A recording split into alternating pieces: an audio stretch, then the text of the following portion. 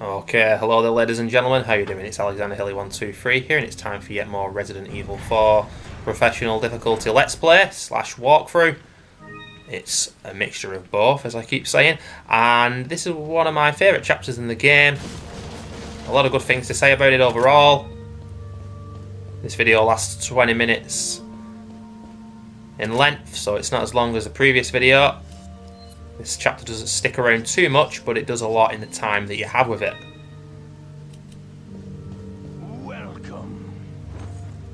But I must say that in this particular playthrough, unfortunately, not much went right for me in this chapter. And this is where we experience our first death. And I will give the game away now. It is to one of the El Gigantes, which came as an unexpected occurrence. Not only will you need cash, but you'll need bollocks to buy that weapon, stranger. He doesn't say that, he says guts, but there we go. By the way, supposedly, as far as I'm aware, the guy who voices Leon in this game voices the merchant as well, which is pretty cool because it does not sound the same guy. But I guess that's what his job is.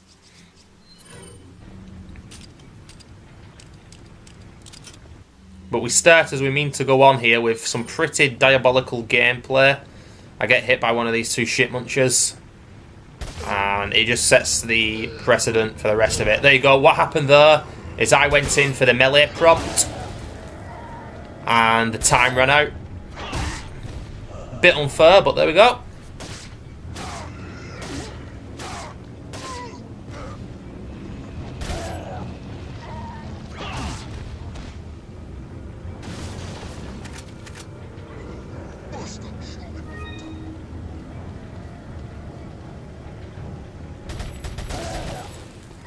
And the music from the village at night time returns in this chapter, I've just realised. And of course we are fighting the villagers again here. Interesting that the zealot guys and the cult enemies are not here. It's the villagers, which I kind of like because it just spices things up again. Nice change.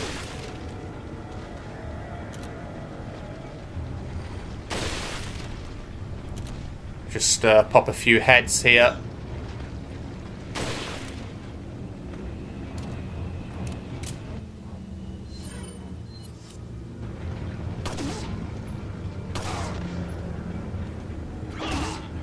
Kick that motherfucker down there.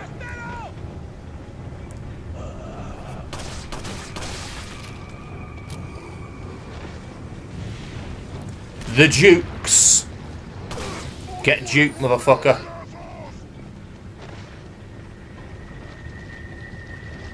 So we need some dynamite, and we're going to get some now.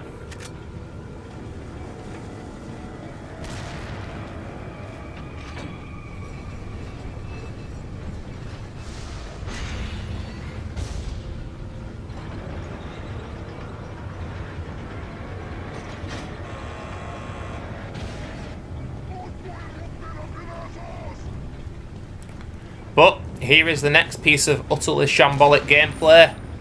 Kind of reminded me of the Evil Within this part. Juking and running away from enemies who've got dynamite in their hands, which I do here. I'm expecting them to throw the dynamite, which would then make me comfortable to shoot them, but they don't. I turn around, think, what are they up to? Get ready to shoot him, but he's throwing his. Run into him, nearly get killed. And believe me, I think... Oh, there we go. I was raging like a petulant child here, ladies and gentlemen. Absolutely hilarious. When I'm in the moment, I certainly won't be laughing. But afterwards, I can laugh now. Absolutely brilliant. That was pathetic.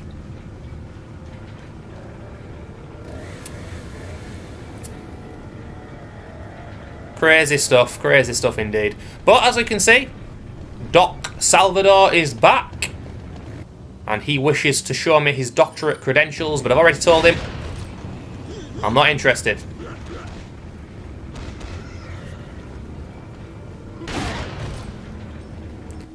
But I shoot all those guys down, I wait for Doc Salvador to return, and then I get ready to throw the hand grenade. Quite like this strat, actually.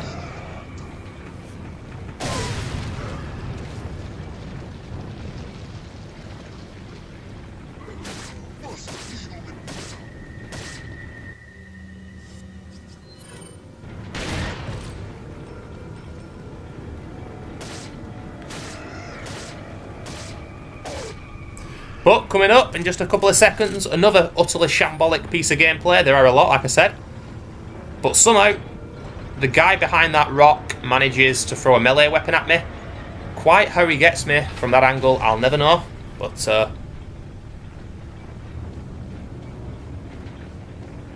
that's when I just knew that things weren't quite going my way in this chapter.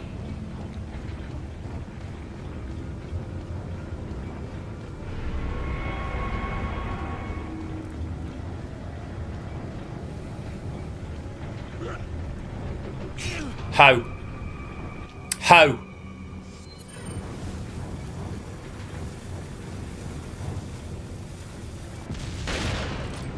And then I randomly just shoot my shotgun for no reason because I'm angry again. Right now I was raging at this point, believe me. Also the TMP not even working properly there for some reason, not knocking him down.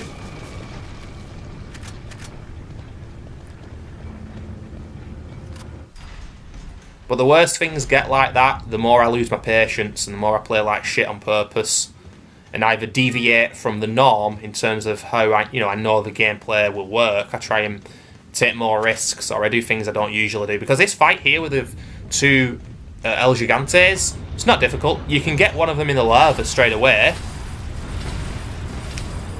But I've never been 100% sure what the HP on these guys are like, whether they share the same HP. I might be wrong here, and if there's somebody knowledgeable watching this, then please tell me, but I'm guessing the guy with more armour on has more HP, you know, with extra chains and shit on him.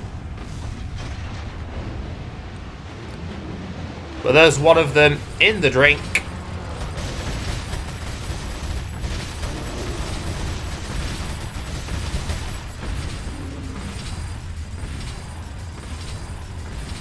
And the other is still alive. But I'm going to stop the recording here when I die, because I've realised that I should have edited this video, but I've only just realised it now whilst recording the audio.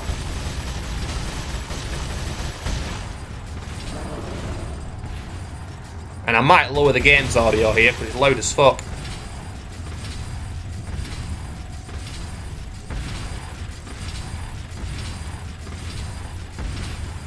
But this El Gigante is very tanky indeed. Needless to say, there are no speedrun strats, but this is a decent strategy, considering I think I pimped up the power to 4.0 as well.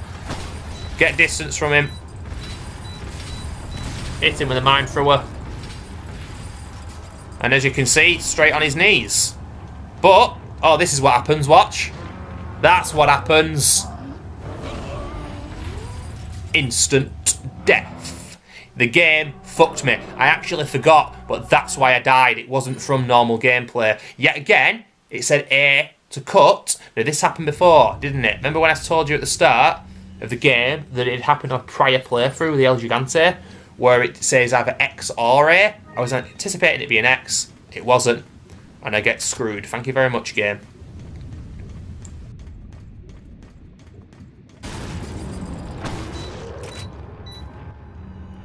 Alright, so I've cut a good portion of this fight out. He's on his knees. I don't know which one this is. Obviously, you've got to get him on his knees 3 times overall. I don't think that's the last one. I think that might be the second one. Yeah, that'll be the second one. But this is a pretty fun fight. I like the dynamic of it. Obviously, you've got the stairs there. And then when he tries to knock you down, you use the zip line, get some space, and then pummel him. The shotgun doesn't work really well against this guy.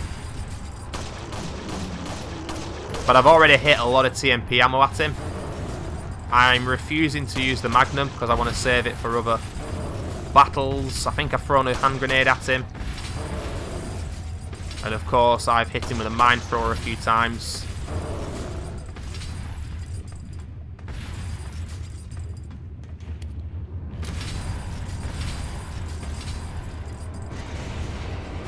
But I was already very, very salty after this. And then I got through the door of the next room, and I facepalmed because it's just a horrible part of the game. A horrible part of the game, which I used to be better at, but in this playthrough, it goes absolutely horrendously. Which you might have noticed is a recurring theme of this chapter.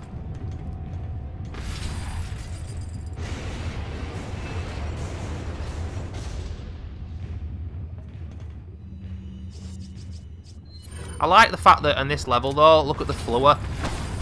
The holes in the floor are so big that Leon should fall into the lava, but instead he doesn't. Or maybe it's made of glass or something, I don't know.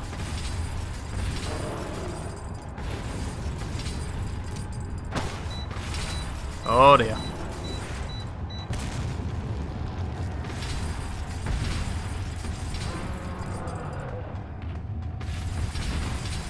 He's a charging, boys. He's a charging. I probably should have hit him there. Or I had a chance, but I didn't.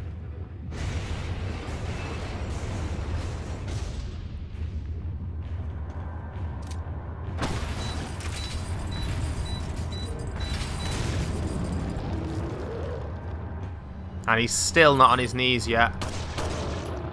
Shot up the arse. Oh! Forgot about that. Yeah, I was raging even more so. When I'm playing casually, sometimes I like to take risks with him like that. Getting really close to him. And a lot of the time I can get away with it, but... Here's the final time.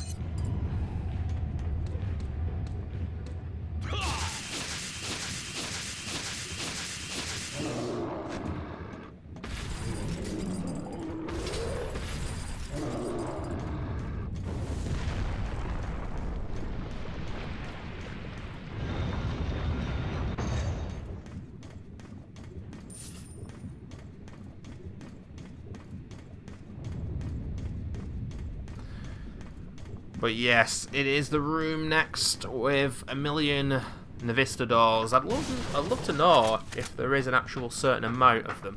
And someone actually knows that amount, because it is horrible, this part. I don't think anybody likes it, really. But it went worse than usual, and mainly, if I'm being completely honest, the main reason this went so bad is because I was a little bit impatient due to the already shambolic gameplay that we've seen in this chapter and the prior chapter, and I refused to shoot them because the striker shotgun is just perfect for these guys. Let them get close, blast them out the air. But I kept too many of them alive, and you can temporarily stun them with a flashbolt. Flash grenade, I should say. But it really is a split second, and then they're right back on you. And I've got to go to the right-hand side and the left-hand side to turn a light switch on here. But when I move from the right to the left, the ones that I leave alive are all following me. They're very, very quick, these things. They cover up ground in a ridiculously short space of time. I think I take care of a few of them here, but not all of them.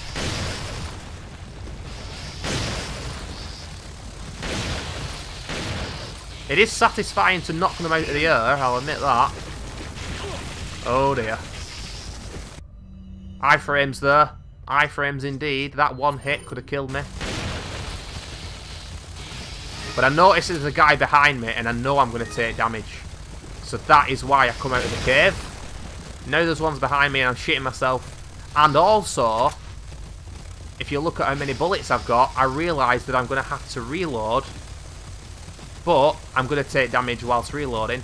So I think, fuck it, I'm going for it. That's what's in my mind right now. That's why I'm prepping the flash grenade. And I'm getting in that cave, because I know I've still got 3 left. There's another one. But of course, I know getting out is going to be more troublesome than getting in. pop a green herb, turn that light on, but now is the cluster of ducks.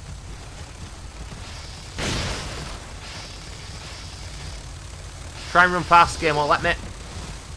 Kicks me back. Try and go out. Oh, get hit.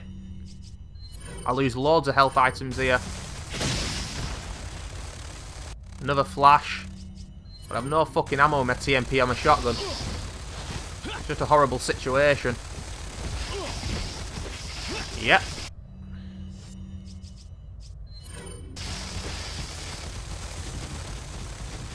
And just when you thought it was over, as I get close to the main gate where we leave, another one hits me, where I've never actually been hit before. There we go. I think I should have got hit there, but I got iframes.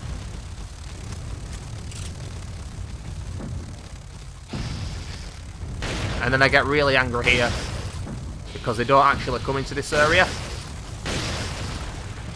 But I wanted to give them some extra punishment, because I was so upset.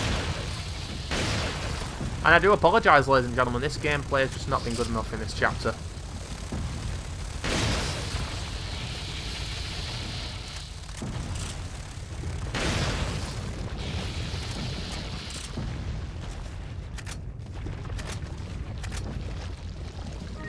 But coming up, ladies and gentlemen, chapter 4/3 is my favourite part of the game, the Indiana Jones dust carts, whatever the fuck you want to call them, in the mines. Awesome stuff. I love the location, the set pieces, the enemies, and of course the ride itself in one of the carts. And it really doesn't outstay its welcome as well. I think it lasts like 20 minutes. It's just a fantastic chapter. That's why I was so surprised to see online that a lot of people actually called that out as one of the least favourites. But in a game so long and so good, people are going to have a different opinion on what's the best and worst chapters. But I'll see you in the next one.